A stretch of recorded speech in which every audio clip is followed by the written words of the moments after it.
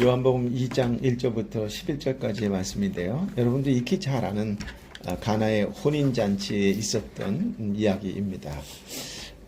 제가 이 설교는 2020년 1월 6일날 새벽 예배 때 한번 했었고, 또 주일 예배도 여러 번 설교를 했었을 텐데요.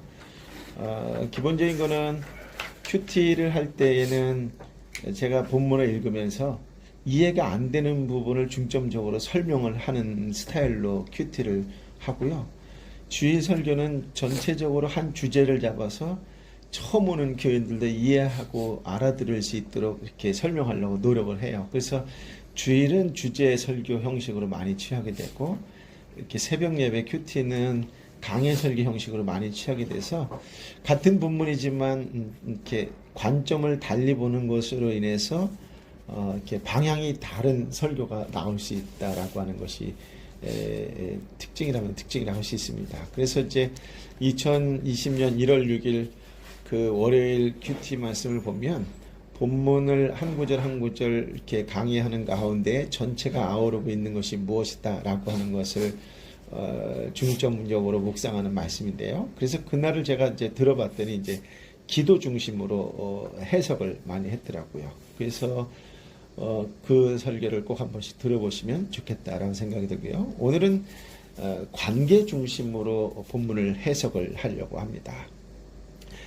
그래서 이렇게 여러분이 익히 잘 아는 말씀을 나에게 어떻게 다가오는 말씀이고 어떻게 적용하고 세상 속에 살아갈까라고 하는 그 깨달음이 더 있기를 바라는 마음으로 준비를 했고, 이 말씀 가운데 저와 여러분에게 성령이 충만하게 임하기를 예수님의 이름으로 축복합니다.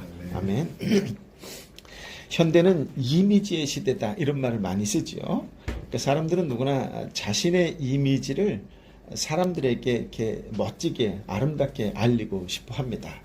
기업들도 마찬가지죠. 브랜드의 가치를 높이기 위해서 멋진 이미지, 아름다운 이미지, 매력적인 이미지를 창출하려고 애쓰고 있습니다. 여러분은 기독교 하면 어떤 이미지가 가장 먼저 떠오르세요? 한번 잠깐 생각해 보세요. 기독교 하면 어떤 이미지라고 생각되십니까? 많이 있을 거예요. 그렇지 않겠어요? 이게 하나로 딱 얘기하기 좀 할 정도로 많이 있을 겁니다. 어떤 사람은 뭐 기독교 이미지라니까 사랑? 또 이렇게 구약에 심취된 사람은 무서운 하나님? 또 뭐 여러 가지 용서, 뭐 여러 가지 생각할 수가 있겠지만, 그래서 그런지 성경에도 여러 가지의 이미지가 나오거든요. 그래서 이렇게 처음 교회에 오신 분들한테 물어보면 빛이다. 나에게 목마름을 생수와 같이 나를 시원하게 해주셔서 난 생수와 같다. 성령이 정말 나한테 불처럼 임했던 것을 난 잊을 수가 없다. 그래서 불이라고 표현하는 분들도 꽤 있습니다. 그러나 기독교 신앙을 가장 적절한 이미지로 말한다면 그것은 잔치, 축제 이런 이미지라고 말할 수 있습니다. 우리가 최근에 출애굽기의 말씀을 묵상하고 있지만 그 절기는 다른 말로 축제거든요. 그러니까 이 절기를 지킨다라고 했을 때에는 궁극적으로 축제를 즐긴다 이런 말로 표현해도 틀리지 않습니다. 그 정도로 기독교는 이 절기, 축제, 잔치 이런 이미지가 강해요. 그래서 저희가 어렸을 때 교회 간다 그러면 사람들이 일단 얼굴의 표정이 달라졌었거든요. 이상하게 예수를 오래 믿으면서 얼굴이 굳어지대. 그러니까 교회 처음 나온 사람하고 오래 다닌 사람하고 딱 보면 표정 보면 알아. 나온 지 얼마 안 된 사람들은 너무 좋아해. 얼굴 표정이 좋아. 근데 오래 다닌 사람들, 특히 장 이러신 분들은 보면은 아주 근엄하고 무섭고 뭐 불편해. 그렇지 않나요? 안 그래요? 여러분이 지난 일주일 동안 살았을 때 주일을 생각하면 기대고 설레는 마음이 있다면 그거는 뭐냐면 내가 오늘 잔치에 참여하러 가는 날이구나. 축제에 참여하러 가는 날이구나. 이런 생각이 드는 거예요. 제가 지난주에 설교했지만 날마다 새롭게 산다. 날마다 새로운 날을 기대한다. 이건 어떤 종교에도 없어요. 지난 한 주간 그런 생각 해보셨어요? 눈 뜨자마자 오늘 정말 내가 태어나서 처음 맞이하는 새날이다. 이런 생각 해보셨어요? 어떻게 생각하십니까? 생각했어. 할렐루야. 저는 근심과 걱정으로 잠 못 이루는 한 주간을 보냈습니다.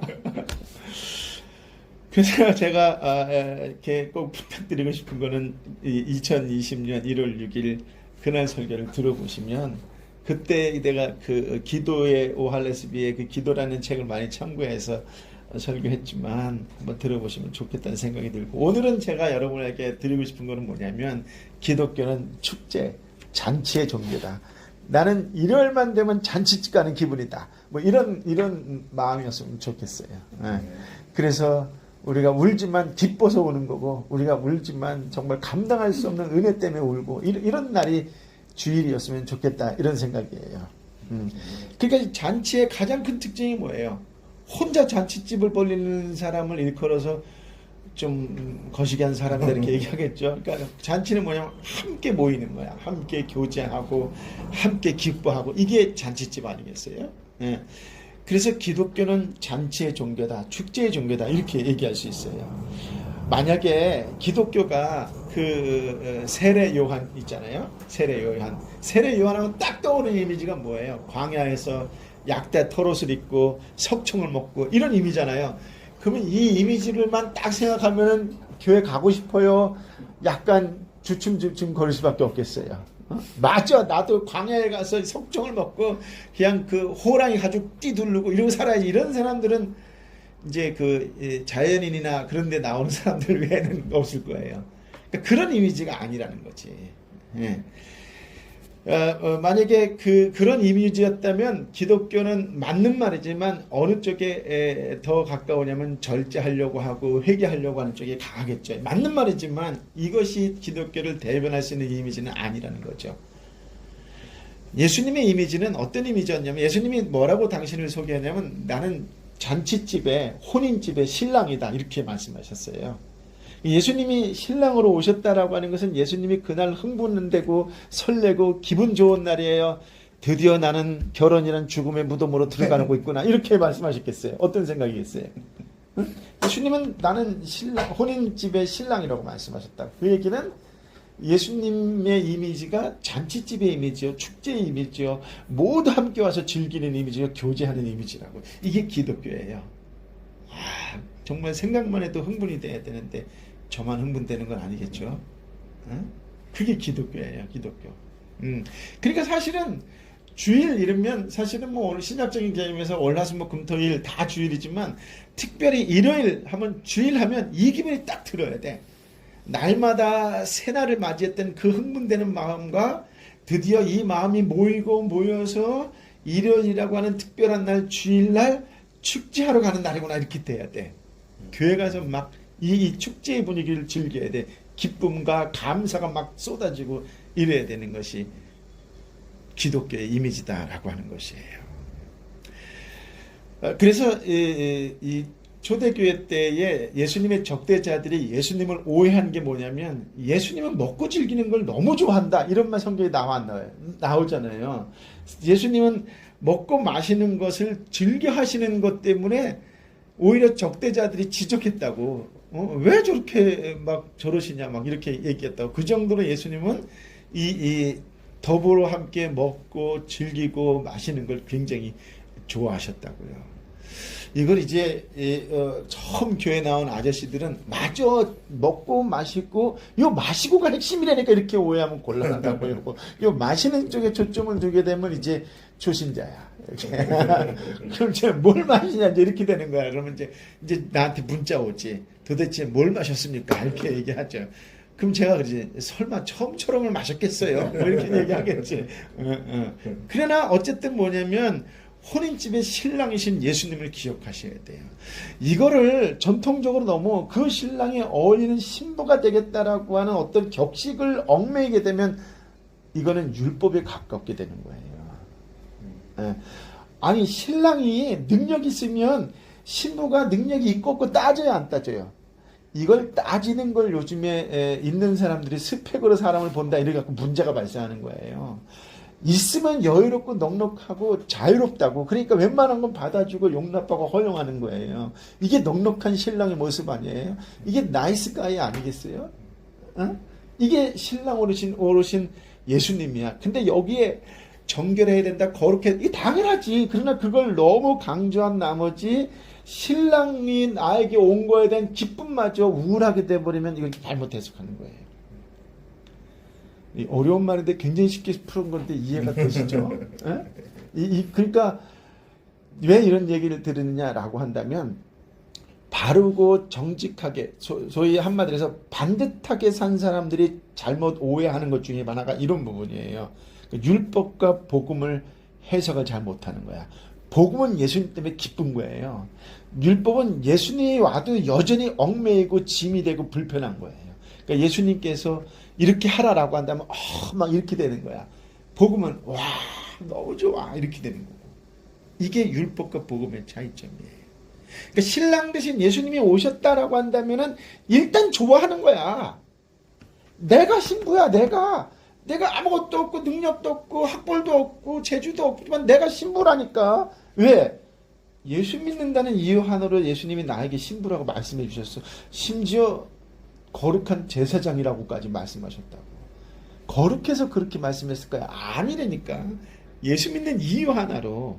근데 내가 믿은 게 아니라 사실은 성령이 나를 믿게끔 이끌어 주셨지만 어쨌든 인간적인 표현으로는 그렇다는 거예요. 그래서 예수님의 비유 중에 가장 많이 나오는 이미지가 뭐냐면 잔치 이미지예요. 이걸 기억하시고 신앙생활을 하셔야 돼요. 그래야 어렵고 힘들고 고난과 고통 속에서도 이겨낼 수 있는 힘을 얻을 수가 있어요. 기독교는 잔치의 종교다. 축제의 종교다. 그러니까 주일날 여보 빨리 와 늦었어 하고 소리 지르면서 싸우면 축제 분위기가 어떻게 되는 거야? 와장창 무너지는 거야. 와장창. 녹음을 해서 좀 위험하긴 한데 애가 안 가겠다고 버팅기르고 막 그러는데 싸워서 그날 다 잡치는 그런 날을 만들 것인가? 아니면 예수님 잠깐 옆에 계시고 우리가 이렇게 오늘 좀 집에서 예배 드릴게요. 익스큐즈 이래가면서 예배 드릴 것인가? 이 극단적이지만 한번 생각해 볼 필요가 있어요. 이게 부쩍 헷갈릴 거예요. 그죠? 네. 경계선에 있는 사람이 이게 정말 저한테 가장 큰 은혜 받기도 하지만 가장 큰 위험하게 생각하는 경우가 이런 경우예요. 무엇이 먼저이냐라고 하는 거예요. 그러니까 예수님이 이 땅에 오셨을 때에 내가 교회를 다닌다, 예배를 드린다는 걸 구원을 받은 거야. 그런데 가끔 예배가 힘들고 짐이 될 수 있어요. 왜냐하면 믿음보다 생활의 무게가 너무 크면 그럴 수 있어요. 출애굽기 큐티를 하니까 예를 들게요. 이집트에서 살던 이스라엘 백성들이 광야로 왔어요. 하나님은 알았어요. 기적을 어마어마한 것을 여러 번 체험을 했어요.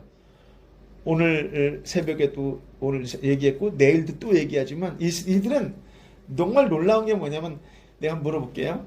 금송아지 우상 만들었을 때 그날 아침에 밥 뭐 먹었어요? 뭐 먹었어요?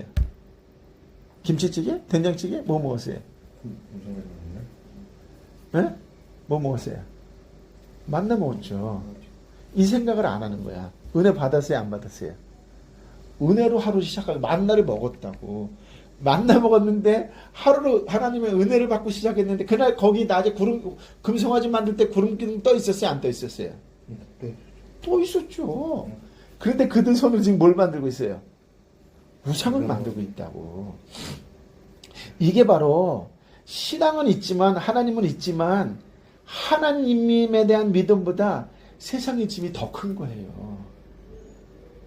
세상의 짐이 더 크니까 당장 그 세상의 짐에 내가 짓눌릴 수 있어요. 오늘날 그리스도인들이 이걸 바라보면서 이걸 어떻게 이 짐을 덜어줄까를 먼저 생각해야 되겠어요? 아니면 저 예배 안 드리는 저 인간들을 다 쳐 죽여야 되겠다 이런 말을 하는 게 더 바람직하겠어요? 어떻게 생각하세요? 위험하죠, 제 얘기가. 그죠? 위험하죠? 그러나 그게 예수님이에요. 예수님은 그렇게 오셨어요. 예수님이 신부를 맞이할 때 골라요? 너 믿음이 좋다. 너 믿음이 없다. 이걸 골라요? 아니에요. 내 세상의 짐이 넓어서 때로 흔들리고 무너지고 부서져도 주님 앞에 나아오는 그 영혼, 그 헐벗고 다 무너지고 망가지고 부서진 영혼일지라도 주여 다시 저를 용서해 주시고 주께 오니 겉으로 보기에 아무것도 내면을 보기에 정말 보잘것없지만 받아주옵소서라고 하는 영혼을 받아주신다니까. 그게 신부예요. 그러니까 축제라는 종교예요. 잔치라는 종교예요. 어디에 초점을 두느냐가 핵심이에요. 어디에 초점을 두느냐가 핵심이에요. 잔치는, 하나님 나라는 잔치와 같아서 모든 사람을 초청해 함께 먹고 마신다는 말씀이에요. 그래서 잔치에 있어서 반드시 있어야 되는 것은 뭐예요? 먹고 마시는 거예요. 먹고 마시는 거. 수님이 잘 되는 데는 은혜가 충만해서 잘 되는 거 아니에요. 메뉴가 좋으면 잘 돼요. 내가 다 드러냈지만 어느 수는 다 길거리에서 하나씩 사갖고 와서 모이는 순이 있고, 어느 수는 그 사갖고 오는 곳조차도 컵라면으로 때우는 순이 있고, 어느 수는 하루 종일 준비하는 순이 있어요. 어떤 게 귀할까? 이거 답 없어요. 하루 종일 준비해서 예배 드릴 때 지쳐갖고 이거 하고, 하루 종일 세상의 일을 하느라고 바빠갖고, 그럼에도 불구하고 내가 김밥 하나라도 나눠 먹고 싶다라고 사갖고 오는 거하고 어떤 게 귀하냐라고 한다면, 이거는 보이는 것 갖고 판단할 수 없어요. 잔치는 먹고 마시는 것이 있다라고 하는 것이 중요하지만 그 마음이 중요하지 않겠어요? 기독교 신앙에서 예배란 무엇이냐라고 한다면, 나는 예배는 곧 잔치다 이렇게 정의를 내릴 거예요. 복잡하게 얘기할 거 없어요. 예배는 곧 잔치야. 왜냐하면 예수님이 계시니까, 신랑 대신 예수님이 계시니까 나는 예수님과 함께 즐기기만 하면 돼. 기쁘고 행복하기만 하면 돼. 그러니까 예배 드리러 오는 날이 마음이 어떻게 돼야 되겠어요? 행복하지. 말씀으로 먹는 거야. 성령의 기름 부으심으로 마시는 거야. 그러니까 예배가 곧 먹고 마시는 거다라고 하는 거예요. 하나님의 말씀을 먹고 마시는 것, 이것이 기독교 신앙의 핵심이라고 하는 거예요. 예배 드릴 때 우리에게 기쁨이 가득한 것은 하늘로부터 오는 하나님의 말씀이 우리에게 하늘의 지혜와 능력과 생명과 구원과 평화를 주기 때문이에요. 이것을 경험할 때 우리는 하나님께서 나에게 주신 영적인 잔치에 기뻐하고 감사하게 되는 것이다 라고 하는 거예요. 그래서 주일은 다른 말로 뭐하냐면 감사드리러 가는 날이요 이런 거예요. 제가 오늘 이렇게 걸어오면서 한 30분 걸어오면서 이제 저 사신에게 이런 질문을 했어요. 11조가 의무일까? 근데 나는 목사지만, 이건 내가 이제 모든 책을 다 보진 않았지만 이게 두 갈래로 딱 갈라져요. 의무다라고 얘기하는 사람이 있고 의무가 아니다라고 얘기하는 것이 있어요. 근데 이 질문 자체가 잘못된 거예요. 이 질문의 근본 요지는 무엇이냐면 헌금이 무엇일까라고 하는 게 먼저 질문이에요. 그러면 헌금이 무엇이냐라고 한다면 헌금은 감사예요. 하나님 은혜에 대한 반응이에요. 그럼 11조가 의무일까? 그건 감사에 대한 반응이 어떻게 다가가는 사람에 따라 다른 거죠. 우리 아내는 저보다 우리 아내는 모태신앙이 아니라서인지 모르겠지만 어떤 때는 저보다 더 율법적이었어요. 저는 대학 다닐 때까지 굉장히 율법적인 사람이었어요. 여러분이 잘 믿지 않으시겠지만 제 대학 때 별명이 세인트 박이었어요. 그러니까 그 얘기는 좋다는 뜻이 아니라 굉장히 율법적이었어요. 그런데 제가 어느 날 하나님을 만나고 나서 이거 아니다 이런 걸 확 깨달음이 온 거예요. 그때 복음이 무엇이라는 걸 알게 됐어요. 난 11조가 의무다 아니다. 난 이런 얘기 안 해요. 제가 설교하면서 저한테 6년 들었지만 11조 얘기 한 번도 들어본 적 없을 거예요. 헌금은 감사해요. 영적인 잔치에 참여하게 되니까 너무 기쁘고 이 축제 때 뭔가 이게 너무 좋은 거예요. 행복한 거예요. 그러니까 어떤 목사님처럼 말라기에 나오는 말씀처럼 11조를 통해서 하나님을 시험해보라. 그런 뜻 아니야. 그 해석을 잘못한 거예요. 그럼 하나님 복 주시는지 안 주시는지 한번 따져보자. 그건 정말 어려운 용어로 딜이에요. 딜. 거래예요. 거래. 아니 내가 박집사한테 밥 10번 사면 박집사가 미안해서라도 한두 번 사지 않겠어요? 안 사는 사람도 있어요. 이런 사람을 전문용어로 이렇게 얘기를 하는 거예요. 그러나 그건 거래지. 그러나 제가 아침에 정말 큰 은혜를 받는 건 뭐냐면, 나는 정말 어리석게 인생을 사는 것 중에 하나가 뭐냐면 받는 게 서툴렀어요. 정말 죄송한 표현이지만 직장을 다니고 사업을 해서 그런지 주는 게 익숙했어요. 그래서 받으면 나는 그게 자존심이 상할 정도로 익숙하지 않았어요. 근데 사실 받고 싶어요, 이제. 그런데 예수님을 내가 정말로 내가 진정으로 신랑 되신 예수님이라고 한다면 받고 주고 이게 중요한 거야. 이거 자체가 교만한 거야. 하나님이 예수님을 통해 우리를 보내시면서 한없이 주신 거야. 그러니 그 안에서 내가 받는 걸 좋아한다, 주는 걸 좋아한다. 이거 자체가 교만이야. 이거 자체가 거래고, 이거 자체가 딜이야. 이건 잘못된 생각이에요. 이거 잘못된 거예요. 그러니까 감사하다라고 하는 단어만 있다면 11조가 중요하지 않고 감사한 거 이거 중요하지 않아요. 감사하니까.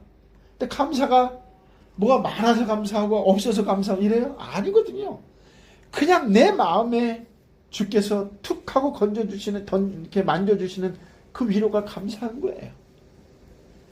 툭 하고 던져주시는 말씀이 마음에 확 박히는 거예요. 여기에 무슨 계산을 해요. 그러니 율법은 딱 잘라 이렇게 얘기해요. 하라, 하지 말라. 이건 율법이에요.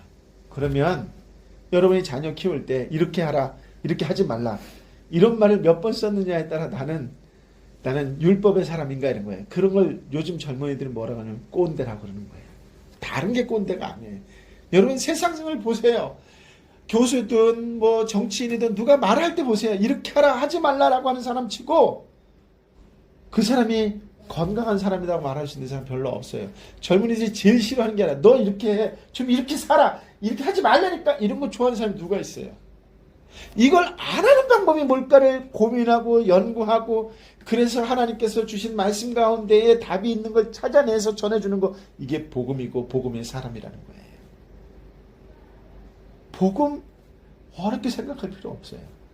이렇게 해, 하지 마 라고 하는 그 순간 딱 멈추고, 그거 이전에 이렇게 할 수밖에 없는 이유가 뭘까? 얘는 왜 이렇게 하는 것일까? 이 사람은 왜 이렇게 이걸 먼저 헤아리려고 하면은 그 순간 나는 복음의 사람이라고 하는 거예요. 그 순간 나는 예수의 사람이라고 하는 거예요. 예수님께서 가나의 혼인잔치에 참여하셨어요. 가나는 예수님이 살고 계셨던 갈릴리 나사렛에서 한 5, 6km 떨어진 작은 마을이었어요. 예수님의 어머니인 마리아도 이미 그 잔치집에 가 계셨어요. 이 혼인잔치는 마리아 친척의 자녀의 결혼식이었던 것으로 추측할 수 있습니다. 이미 예수님의 어머니는 여기에서 주인의 역할을 하고 있는 것처럼 보이기 때문에 그렇죠. 근데 이 혼인잔치에 그만 문제가 발생했어요. 문제가 무엇이냐면 혼인잔치의 즐거움의 표시인 포도주가 다 떨어진 것이에요. 그러니까 유대인의 결혼잔치는 여러분도 다 들으셨겠지만 일주일 정도 한다 그러잖아요. 그러니까 일주일 동안 먹고 마시는 거예요. 그러니 포도주가 얼마나 많이 필요했겠어요. 그러니까 이 포도주에 가끔 물도 타고 술 취했다 싶으면 중간쯤에 가짜도 섞고 막 이런 것이 이제 그냥 허용됐던 그런 모습도 있었어요. 그런데 포도주가 떨어진 거야. 그러니까 여차하면 잔치의 즐거움이 그냥 다 깨질 수 있는 그런 위기의 순간을 맞이하게 된 거예요. 그러니 잔치를 베푼 주최자들은 얼마나 당혹스러웠을까 한번 생각해 보세요. 그런데 이 당혹스러워하는 사람들 가운데 한 사람이 누구였다? 예수의 어머니 마리아였다라고 하는 것이에요. 그녀는 이 위기의 상황을 가장 먼저 알아챘어요. 여러분, 공동체에 위기가 생기면 누가 가장 먼저 알아챌 수 있을까요? 관심이 있는 사람이 알아챌 수 있겠지요. 그렇지 않겠어요? 그 공동체 안에 그래도 무언가 주도적인 생각을 가지고 있는 사람이 이 눈치를 챌 거라고 해요. 그러면 그 상황을 보면 제일 먼저 마음이 어떻겠어요? 안타깝겠죠. 애태우며 근심하고 걱정할 겁니다. 그런 점에서 마리아는 단순히 초청받은 한 사람이다 이렇게 보지 않고 아마 이 잔치에 관련되어 있는 친척 중에 하나가 아니었을까 이렇게 많이 생각을 하는 것입니다. 그러니까 어찌 보면 이 상황만 보면 잔치의 주인 중에 하나다 이렇게도 해석할 수 있다 이렇게 볼 수 있는 거죠. 이 위기 상황을 파악한 마리아는 예수님에게 이 사실을 구하러 가요. 3절에 보니까 이렇게 나와요. 그런데 포도주가 다 떨어지자 예수의 어머니는 예수께 와서 포도주가 다 떨어졌구나 라고 말해 주었습니다. 인간이 문제가 발생하면 불안해지기 시작하잖아요. 그리고 또 어떤 사람은 자기가 감당할 수 없으면 역설적으로 화를 내기도 하고 막 그냥 신경질 내기도 하잖아요. 이런 기질을 가진 사람이 대부분 한국 사람일 경우가 많죠. 이 동양 사람들의 특징이 주로 그렇잖아요. 미안하면 괜히 큰 소리 치고 막 특히 옛날 사람들이 많이 그렇죠. 그러니까 저는 옛날 사람이 아니기 때문에 그렇지는 않아요. 아니요, 않으려고 해요. 그렇잖아요. 그리고 막 첫 번째 나오는 게 막 다른 사람한테 불평을 하기 시작을 합니다. 그렇다면 여기서 이제 질문을 한번 드려볼까요? 마리아가 3절에 포도주가 다 떨어졌다라고 예수님한테 말했을 때 이 말은 불평이었을까요? 아니면 간청이었을까요? 라고 하는 거예요. 근데 이거를 불평이었을까 간청이었을까를 대답해 줄 만한, 해석이 될 만한 말씀 중에 하나가 4절인데요. 4절이 이렇게 되어 있어요.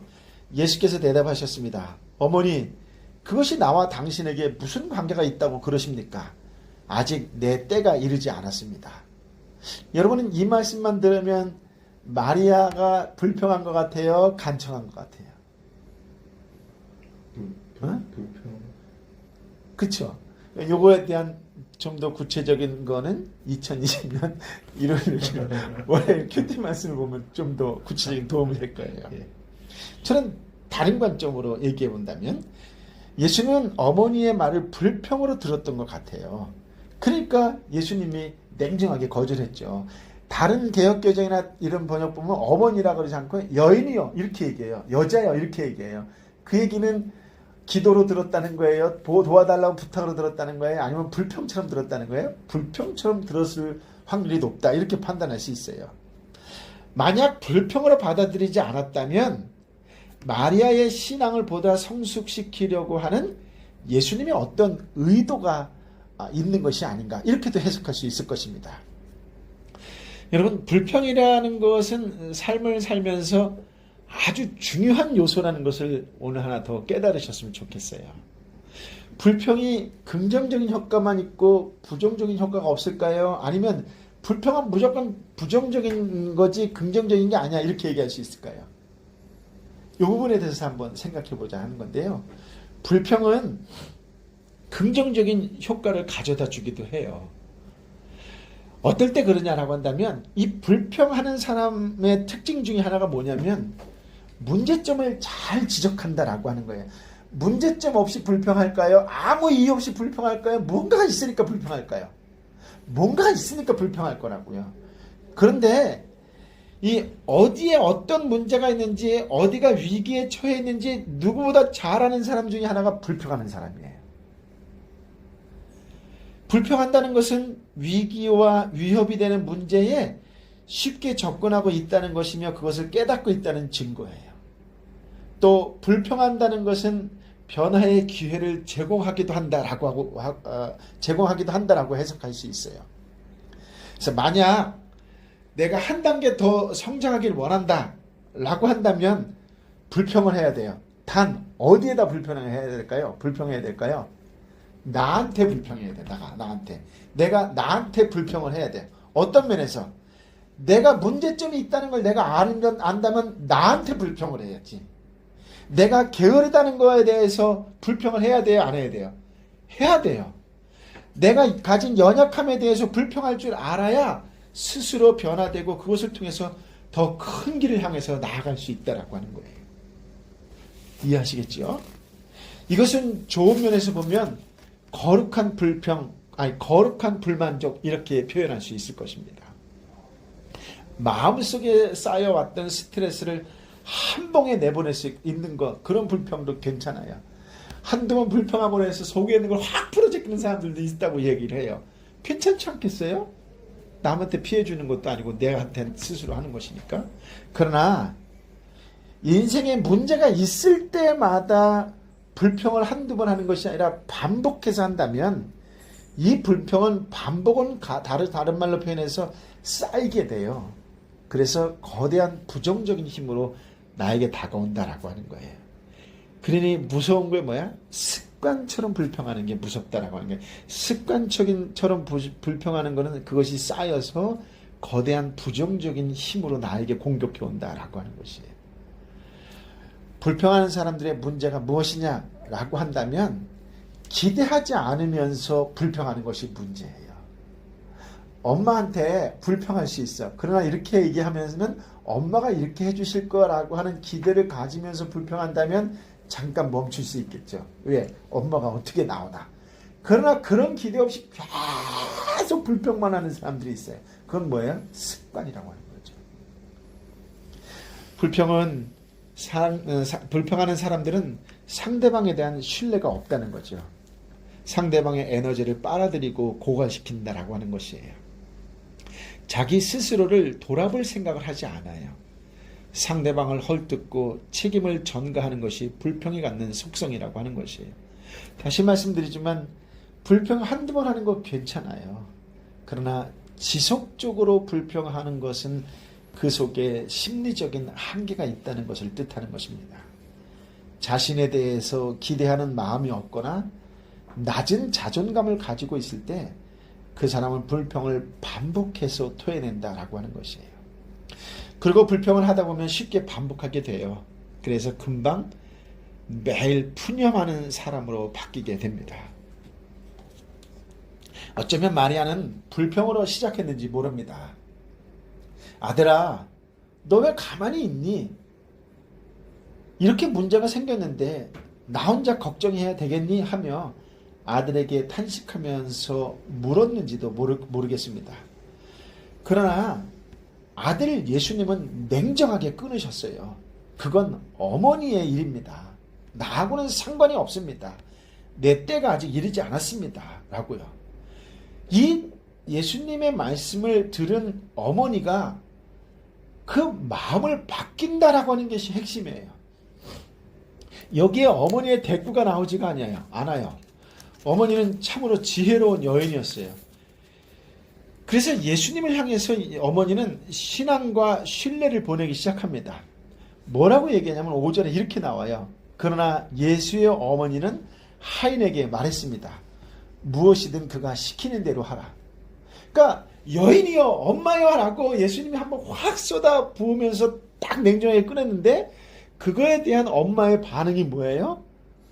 예수님에 대해서 말대꾸하거나 한번 붙어보자는 거야 이렇게 얘기하지 아니하시고 오히려 주변에 있는 하인들에게 뭐라고 얘기하냐면 무엇이든지 그가 시키는 대로 해라 라고 했다는 거예요. 그러니까 어머니는 다시 예수님과 논쟁을 했다 안 했다? 안 했다라고 하는 거예요. 하려고 하지 않았다는 거예요. 그가 갖고 있었던 불평이 다시 지속되기를 원하지 않았다는 거예요. 그래서 마리아는 더 이상 불평하지 않고 아들 예수님을 신뢰하고 있다라고 하는 것입니다. 예수님께서 처음에 이 일이 자신과 무슨 상관이 있느냐라고 하셨지요. 그러나 예수님께 모든 것을 맡기는 마리아의 신뢰와 간청 때문에 결국은 예수님이 움직이기 시작해요. 한마디로 예수님의 마음이 동하기 시작했습니다. 그리고 이 잔치 자리를 더 멋지고 풍요롭게 만드시면서 모든 사람을 행복한 자리로 바꿔 놓으셨어요. 여러분, 이 혼인잔치집은 예수님이 있었기에 복을 받았지요. 아니, 예수님의 어머니인 마리아가 있었기 때문에 복을 받았다라고 이야기할 수도 있을 것입니다. 그러고 보면 인생은 수많은 사건과 또 만남으로 이루어져 있다라고 말할 수 있을 것입니다. 오늘 이런 생각을 한 번씩 했으면 좋겠어요. 내가 있음으로 내가 있는 곳이 그것이 가정이든 직장이든 공동체든 복을 받는다 라고 한다면 얼마나 좋을까요? 내가 있음으로 공동체가 복을 받는다는 것이 얼마나 축복일까요? 저 사람이 있음으로 우리 공동체가 축복받고 기뻐할 수 있다면 얼마나 감사한 일일까요? 우리가 사람을 만날 때 괜히 기분이 나쁜 사람이 있고 손해볼 것 같은 사람이 있고 화를 입힐 것 같은 사람들도 있어요. 그러나 반대로 만나면 기분이 좋아지는 사람도 있습니다. 괜히 행복해지는 사람이 있고 함께 나누고 싶은 사람이 있지요. 관계 속에서 인간의 유형을 나눌 때 수학의 공식처럼 플러스, 마이너스, 곱하기, 나누기 등 네 종류의 사람으로 나눌 수 있다라고 하는 책도 있어요. 제가 감춰 보았는데요. 이런 얘기입니다. 먼저 플러스의 사람이 있습니다. 이런 사람을 만나면 무언가가 나에게 더해지는 것 같은 거예요. 이런 사람을 만나면 뿌듯해지고 기분이 좋아집니다. 누구와 사귀면 좋을까요? 플러스의 사람과 사귀면 좋겠지요. 그런 의미에서 저와 여러분이 플러스의 사람이 되도록 노력해야 될 것입니다. 두 번째, 마이너스의 사람이 있어요. 이런 사람을 만나면 무언가 내 것을 빼앗기는 것 같아요. 무거운 짐을 지고 있는데 거기에다 짐 하나를 더 얻는 것 같습니다. 우리도 그런 사람이 될 때가 참으로 많이 있지요. 그러나 그런 사람조차도 돌보고 위로해 줄 수 있는 사람이 된다면 그것이 플러스 인생을 가진 사람의 복일 것입니다. 세 번째는 곱하기 하는 사람이 있어요. 이런 사람들은 소중하고 멋진 사람들이죠. 남을 위해서 삶을 풍성하게 살아가는 사람들입니다.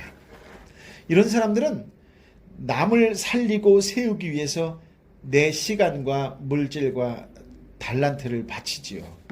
내가 가진 것을 쏟아부으면서 남이 잘 되기를 원합니다. 우리가 인생을 살면서 누구와 동행하는 삶을 살아야 될까요? 누구와 함께 가는 삶을 살아야 될까요? 플러스 되는 사람하고 동행하고 함께 가는 것도 참 좋겠지요. 그러나 곱하기 하는 사람과 갈 수만 있다면, 그런 사람과 동행할 수 있다면 참으로 그 인생은 복 중에 복을 받은 사람이라고 할 수 있을 것입니다.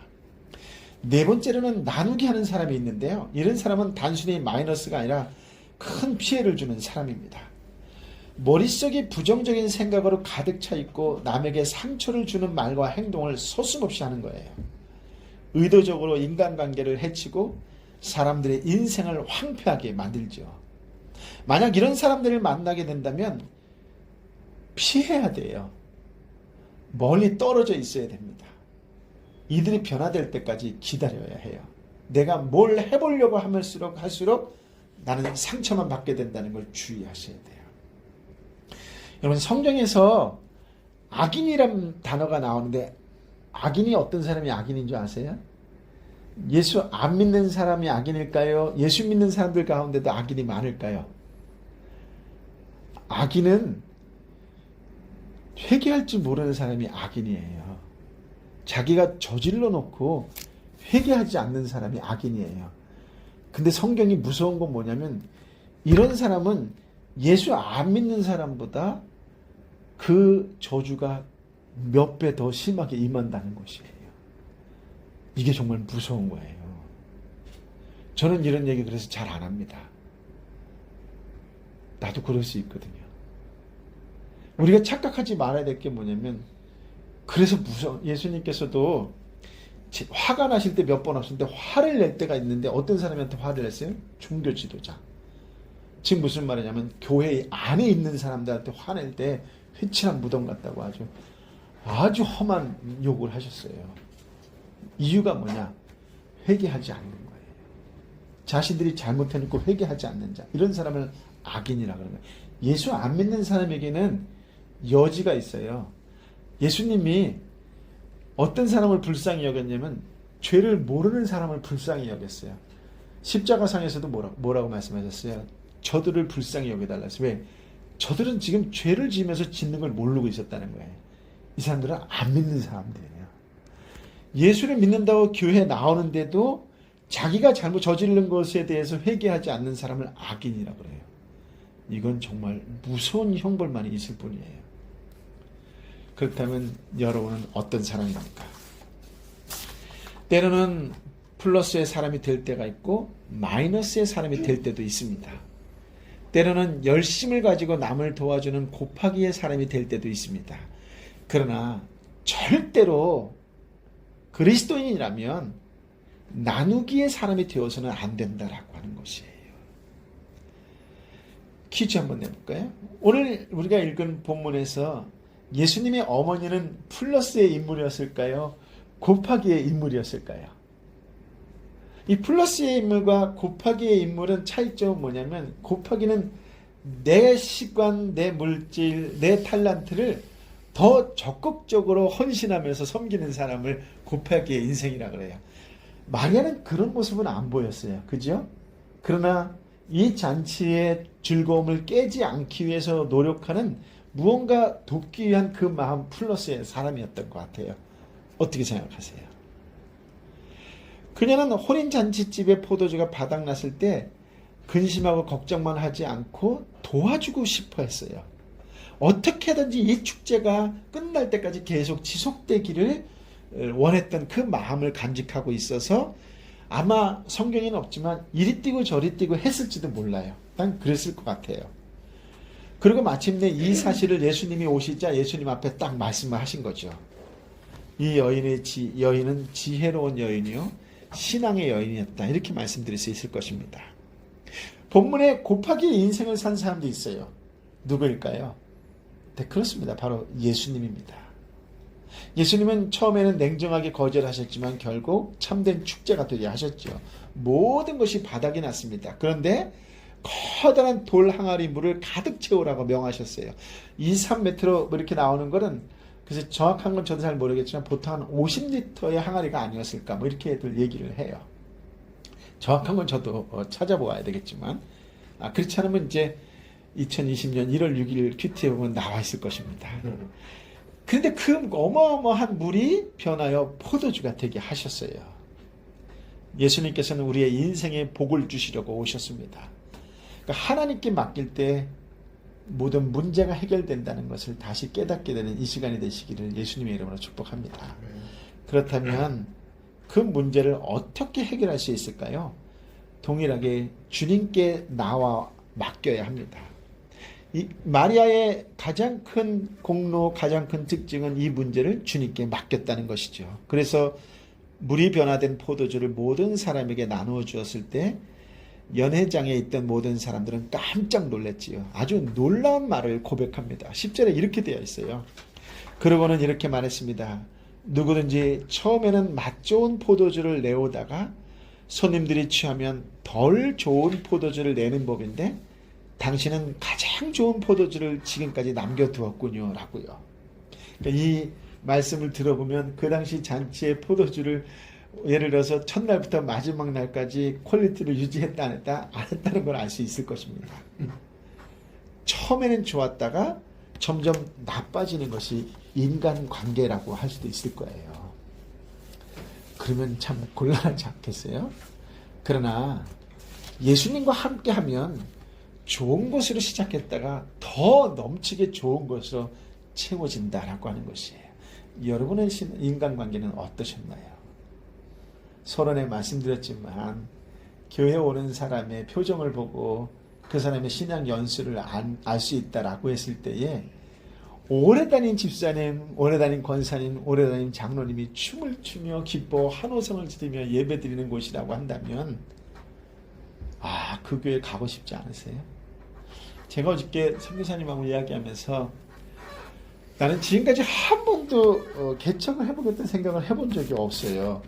그런데 이제 할 수 있을 거예요 라는 생각이 들었어요. 이유는 뭐냐? 라고 하는 건데, 이유는 뭐냐면 딱 한 가지였어요. 그건 뭐냐면 3대가 행복한 교회를 하나 만들고 싶어요. 할아버지도 교회 오면 기쁘고 아버지도 교회 오면 행복하고 아들도 교회 오면 즐거워 춤을 출 수 있는 그런 교회를 한번 만들고 싶어요. 그러면 이런 교회는 3대만 오면 되니까 한 가족이 3대만 와도 될 것 같아요. 이런 생각을 하고. 네. 난 그동안 남자가 교회 다니면서 행복하면 여자는 자동으로 행복할 거라고 생각했어요. 또 속이 섞어도 난 거뒀다고 생각을 해요.